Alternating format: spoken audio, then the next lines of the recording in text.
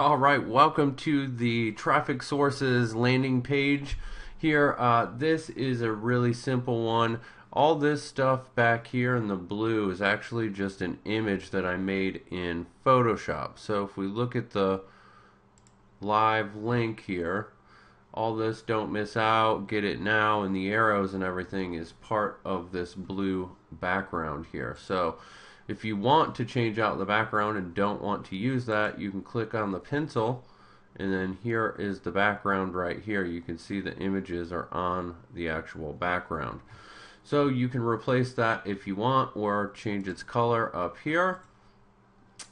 If you want to keep this background, which I suggest that you do, and maybe possibly just change this container right here, you can change this black background, everything in here, by doing the square, clicking on that, and then advanced options, and then here's where you're going to do your default style of text, the width of this actual box, and here is the color, that black color, which you can change, and the border radius is how rounded the corners are, so you can change that as well.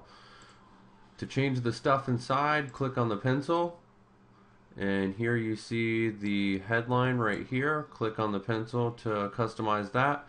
This right here is just an image that I created in Photoshop, and you can click on the pencil and remove this image and add your own as well.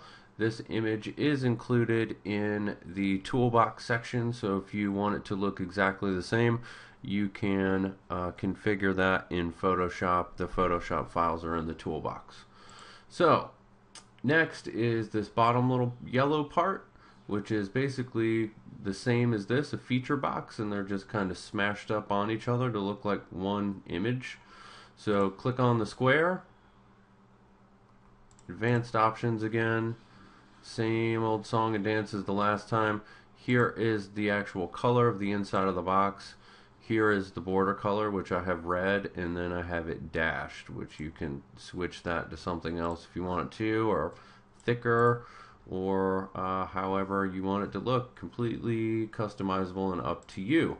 Inside, you would click the pencil, and it's just this opt-in form here. You can click on this pencil and completely change everything about this opt-in form right here. So you can change the content of what it says, the submit button, its colors, and all that good stuff, and then you would update that there.